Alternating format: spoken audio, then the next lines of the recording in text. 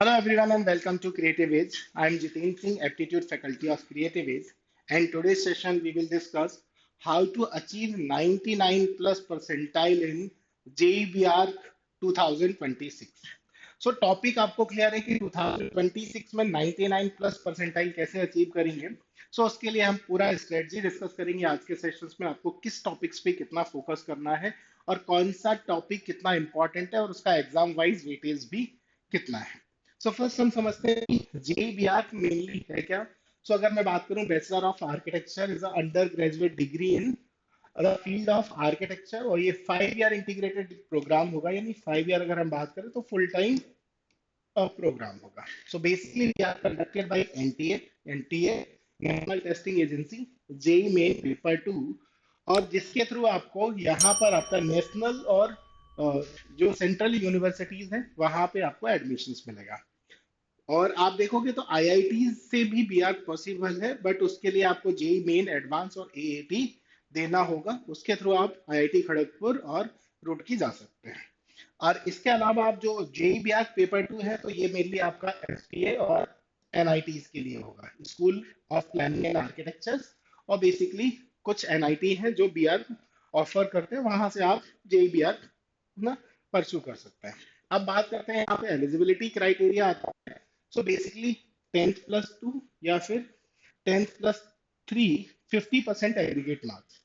But problem यहाँ पर क्या है कि मोस्ट ऑफ द टाइम ये आपका बेसिक एलिजिबिलिटी है, पर जब भी आप देखेंगे मोस्ट ऑफ द एनआईटी कितना 75 प्लस परसेंटाइल प्रीफर करते हैं एडमिशंस के लिए, यानी उनको कितना क्राइटेरिया चाहिए कि 75 परसेंटाइल आपका किसमें 75% चाहिए बोर्ड एग्जामिनेशन में।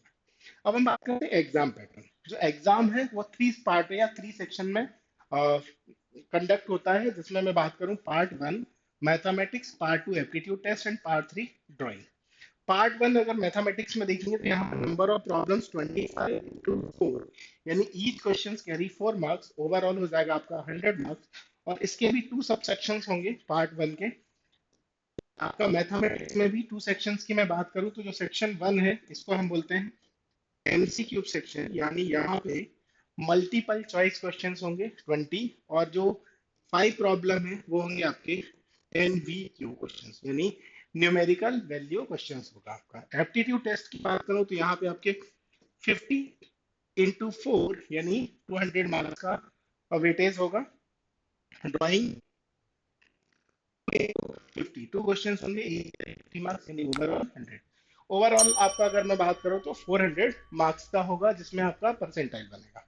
फर्स्ट टॉपिक में डिस्कस करूंगा मैथमेटिक्स। अब मैथमेटिक्स का लेवल ऑफ डिफिकल्टीज की मैं बात करूंगा। मैथमेटिक्स का लेवल ऑफ डिफिकल्टी होगा आपका comparatively JEE mains, JEE mains और आपका बीआर पेपर 2 का जो मैथमेटिक्स है, दोनों का लेवल सेम होगा।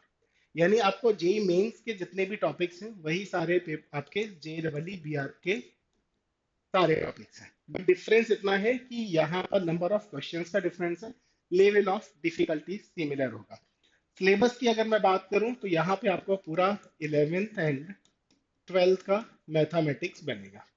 अब इंपॉर्टेंट टॉपिक्स की मैं बात करूं कि आपके लिए मैथमेटिक्स में क्या इंपॉर्टेंट टॉपिक्स हैं, क्या इंपॉर्टेंट सेक्शंस हो सकते हैं। सबसे ज्यादा प्रॉब्लम्स आपको ज्योमेट्री और कैलकुलस से देखने को मिलेगा। किससे? ज्योमेट्री और कैलकुलस। फिर इसके बाद आ जाएगा डिटर्मिनेंट्स, वेक्टर और प्रोबेबिलिटी। इसके बाद कुछ छोटे और भी टॉपिक्स हैं जहां से आपको फ्रीक्वेंटली 1 या 2 प्रॉब्लम्स मिलेगा, यानी मेजर प्रॉब्लम्स नहीं बनते। अब अगर मैं यहाँ पे number of questions wise divide करूं कि पूरा मैथमेटिक्स कवर करना एक चैलेंज होगा, किसके लिए? बीआर के स्टूडेंट्स के लिए, बिकॉज उनका मैथमेटिक्स मतलब बीआर में मोस्ट ऑफ द स्टूडेंट्स का जो मेरा एक्सपीरियंस रहा है कि मोस्ट ऑफ द स्टूडेंट्स का मैथमेटिक्स उतना बेटर नहीं होता जितना कि जेई मेन और जेई एडवांस देने वाले स्टूडेंट्स का होता है।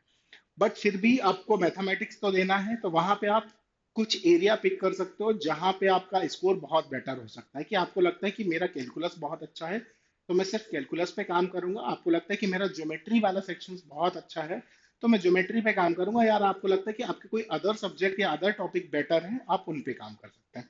मैं टॉपिक वाइज यहाँ पे डिस्कस करूंगा section wise.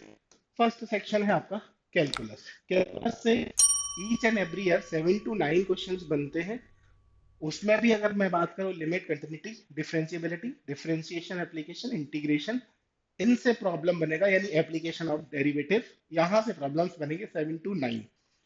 Level of difficulty वही जेई मेन लेवल होगा आपका। सेकंड आता है ज्योमेट्री।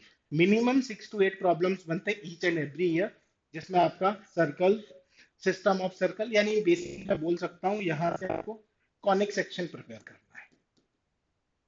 अगर आप कॉनिक सेक्शन करेंगे तो आपका एक मेजर पार्ट कवर हो जाएगा। फिर 3 डायमेंशनल ज्योमेट्री और कोऑर्डिनेट ज्योमेट्री। आप पास्ट ईयर पेपर को देखिए, इंटरनेट पर अवेलेबल है। वहां पे आपको दिखेगा कि हर बार मिनिमम 6 to 7 आपको जेई बीआरक में कॉनिक सेक्शन से मिलेगा। तो यानी कॉनिक सेक्शन का एक इंपॉर्टेंट रोल है। और इवन कई बार आपको ये 9 to 10 भी हो सकते हैं, नंबर ऑफ प्रॉब्लम्स 9 to 10। यानी यहां से आपको मिनिमम आपका 32 प्लस मार्क्स बनता है। नेक्स्ट है आपका algebra. 4 to 6 question, set, relation and function, coordinate, quadratic equation, binomial theorem and progression. तो यहाँ से भी 4 to 6 क्वेश्चंस बनते हैं। अदर टॉपिक्स में आते हैं vector statics, trigonometrical ratios, permutation and combination, probability and determinant. अब मैथमेटिक्स एक चैलेंज है स्टूडेंट्स के लिए, बीआर के लिए। अब आपको करना क्या है, आप कोई भी 2 या 3 टॉपिक्स, 2 या 3 सेक्शंस चूज कर सकते हो। कि आपने कोई भी 2 सेक्शन चूज किए और यहाँ से आप लगभग 15, या आपको लगता है कि भाई मैं फिर 6 प्लस, और जैसे मुझे लगा कि मैं ज्योमेट्री सेलेक्ट करता हूँ और ज्योमेट्री के साथ मुझे अलजेब्रा ठीक लगा, तो मैंने दोनों को सेलेक्ट किया। यहाँ से मैं लगभग 12 to 15 प्रॉब्लम अटेम्प्ट कर सकता हूँ। बट ये 12 to 15 प्रॉब्लम अटेम्प्ट का मतलब है कि मेरे 12 to 15 बिल्कुल करेक्ट होंगे। अगर आप 10 प्लस क्वेश्चन करेक्ट करते हैं तो 10 into 4 अराउंड आपका 40 मार्क्स होगा। मैं परसेंटाइल की बात नहीं कर रहा हूँ, 40 मार्क्स। मैं लास्ट कुछ ईयर का आपको बता देता हूँ कि अगर आपके सिर्फ 2 क्वेश्चंस करेक्ट है, नंबर ऑफ प्रॉब्लम्स कितने, 2 क्वेश्चंस करेक्ट होने पे आपका स्कोर होगा अराउंड 8 मार्क्स। 8 मार्क्स पे आपको लगभग 30 to 40 परसेंटाइल आ जाता है। कितना, 30 to 40। और आपका अगर 40 के समथिंग स्कोर है तो आपको डेफिनेटली 95, 98, 99 परसेंटाइल आपको मैथमेटिक्स में आ जाएगा, बिकॉज यहाँ पे परसेंटाइल सिस्टम है। तो उस परसेंटाइल के बेसिस पर ही आपका रैंक बनेगा। तो आप देख सकते हैं कि हम यहाँ पे बहुत अच्छा परफॉर्म कर सकते हैं कि अगर आप 10 to 15 प्रॉब्लम ही करेक्ट करते हो, सिर्फ 10 to 15 problems. Next, because best of 3 बनेगा। सेकेंड पार्ट आता है एप्टीट्यूड। इसको मैं बोलता हूँ स्कोरिंग सेक्शन है ये। यहाँ से मैक्सिमम स्कोर होगा, इसका जो वेटेज है वो 200 मार्क्स का है। और यहाँ 200 मार्क्स में मिनिमम 180, 190 स्कोर आ जाता है, जो भी 99.6, 99.7 आप किसी भी स्टूडेंट का रिजल्ट उठा के देखेंगे या उसकी मार्कशीट देखेंगे, परसेंटाइल देखेंगे, तो आपको इस जो सेक्शन है यहाँ पे 99.9, 99.7 इतना स्कोर मिलेगा। यानी इस सेक्शन में आपको बहुत अच्छा परफॉर्म करना पड़ेगा, तभी जाके आपका जो ओवरऑल स्कोर है वो 99 परसेंटाइल होगा। क्या क्या बनेगा इसमें, अवेयरनेस, यानी बेसिकली आपको बिल्डिंग अवेयरनेस चाहिए। बिल्डिंग मटेरियल्स के अलावा famous Indian and world architect और फेमस इंडियन एंड वर्ल्ड, यानी अगर मैं बात करूं उनका वर्क या बिल्डिंग्स की बात होगी। फिर आता है texture related of architecture, built environments, visualization of three dimensional object from 2 dimensional drawing, यानी यहाँ पे जो टॉपिक होगा वो बेसिकली होगा प्रोजेक्शन, सरफेस काउंटिंग। ओके, इनसे रिलेटेड आपके प्रॉब्लम्स बनेंगे। नेक्स्ट है visualizing different sides of 3 dimensional object. Okay, और यहाँ आएगा आपका analytical reasoning, mental ability. So यहाँ पे आप देखोगे वीआर एनवीआर से रिलेटेड काफी प्रॉब्लम्स बनेंगे, जिसमें मिरर इमेज से रिलेटेड प्रॉब्लम होगा, सीरीज से रिलेटेड प्रॉब्लम होगा, और एएटी प्रॉब्लम्स बनेगा। अगर मैं बात करूं किसका, एएटी, आर्किटेक्चरल एप्टीट्यूड, यहाँ से आपको बेसिकली जीके और मॉन्यूमेंट्स, आर्किटेक्चरल स्पेशल एप्टीट्यूड है, वहां से भी काफी प्रॉब्लम्स बनते हैं। तो अगर मैं इसके सेक्शनल वाइज डिवाइड करूं तो 25 और 25 ऐसे डिवाइड कर सकते हैं आप।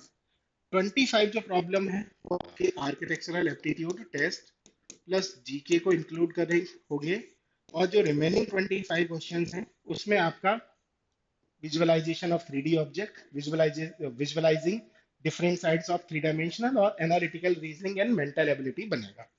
आप चाहो तो इसके सैंपल क्वेश्चंस या इसके पीवाईपी भी देख सकते हो, मैंने वाईटी पर आप जाके देखोगे तो यहाँ पे आपको एक प्लेलिस्ट दिखेगा जिसमें बीआर के नाम से पूरा प्लेलिस्ट बना हुआ है।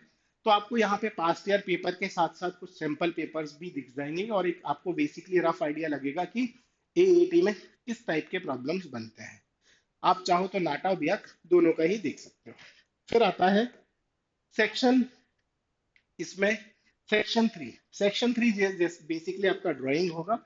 ड्राइंग आपके टू क्वेश्चंस बनेंगे जिसमें फ्रिक्वेंटली अगर मैं बात करूं तो एक प्रॉब्लम आपका ऑब्जेक्ट ड्राइंग से बनेगा, ऑब्जेक्ट ड्राइंग होगा या पोर्ट्रेट होगा या फिर आपका कोई भी सीन क्रिएशन टाइप का प्रॉब्लम होगा। वहां से आपके नंबर ऑफ प्रॉब्लम्स यानी टू प्रॉब्लम्स बनते हैं और आपको टाइम मिलेगा 1 आवर। अब इन सब की प्रैक्टिस कैसे करना है, किस तरीके से इसको हम सॉल्व कर सकते हैं। तो मैं बात कर रहा हूँ कि आपको बेसिकली रेगुलर नोट्स बनाने हैं। अब ये मैं इसलिए बात कर रहा हूँ रेगुलर नोट्स बनाने की, मैथमेटिक्स आपको पता है 11th और 12th दोनों ईयर का है। आप एक साथ रिवाइज नहीं कर सकते, आपको पता है कि 3 दिन में आप पूरा मैथ्स रिवाइज नहीं कर सकते, चाहे वो 11th हो या 12th हो। उसके लिए अगर आपने शॉर्ट नोट्स बना रखा है आपके अपने अकॉर्डिंग कि आपको किस टॉपिक में क्या प्रॉब्लम है, तो एग्जाम टाइम पे रिवाइज करने में आपको इजी रहेगा और बेसिकली आपके वो कॉन्फिडेंस को बूस्ट करता है। ओके, अल्टीमेटली आपने साल भर चीजें पढ़ी होती हैं और जब हम रिवीजन करते हैं तो रिवीजन कहीं ना कहीं आपके कॉन्फिडेंस को बूस्ट करता है और आप रेगुलर नोट्स बनाएंगे तो वहां से आपको काफी हेल्प मिलेगी। नेक्स्ट है आपका मॉक टेस्ट और टॉपिक टेस्ट, साथ ही साथ पीवाईपी पेपर। अगर मिनिमम आप 5 ईयर पीवाईपी और 5 मॉक टेस्ट और साथ ही साथ टॉपिक टेस्ट देते हैं तो डेफिनेटली आप 99.9 या हम बोल सकते हैं 99.5 प्लस परसेंटाइल अचीव कर सकते हैं। Okay, so thank you everyone and happy learning journey with me.